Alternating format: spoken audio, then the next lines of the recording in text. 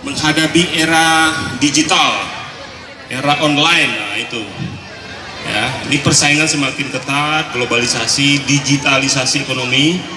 Nah, mungkin kita mulai dengan Pak Herman Malano. Perkenalkan, kalau Ambo Burmalis Ilyas, Ambo Bendahara Umum DPP IKM, ya. Kemudian di Kebu Minang juga Wakil Bendahara Umum, kemudian di Minang Diaspora sebagai Direktur Eksekutif. Itu yang tadi yang dapat kartu saya tadi itu, kartu Minangkabau Card. Beko door prize ada ya, bisa dapat door prize lagi. Baiklah Pak Herman, silakan Pak. Ada mic? Oh ya, mungkin Pak Herman bisa sekilas bagaimana perkembangan UMKM Minang ini dulu, sekarang dan ke depan. Kendalanya di mana, hambatan-hambatannya, dan mungkin kita kasih waktu dia 3-5 menit Pak, silakan Pak.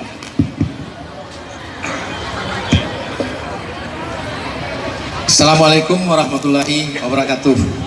Bapak-bapak, pada hadirin, ibu-ibu yang saya hormati, karena waktu sudah mepet, singkat saja Bu.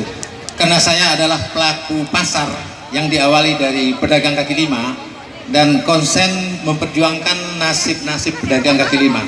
Jadi saya cerita satu kasus aja di pasar tradisional, yaitu di Lampung ada satu pasar dibangun dengan 2000 kios, yang mana pembelinya adalah 1.500 diantaranya orang Minang, dan kios itu dijual dengan harga 100 juta rupiah. Setelah kami survei dengan tim, ternyata modalnya cuma sekitar 40 juta. Jadi pengembang mengambil keuntungan yang sangat banyak, 60 juta satu kios. Jadi kali 1.500 berarti 60 miliar dana orang Minang sudah disedot oleh pengembang komersial. Nah, bayangkan hanya di satu pasar kecil orang Minang sudah rugi 60 miliar. Nah, kalau kita kaji secara nasional, itu triliunan uang orang Minang yang diambil oleh pengembang. Kenapa? Nah, ini berkaitan dengan kebijakan pemerintah daerah.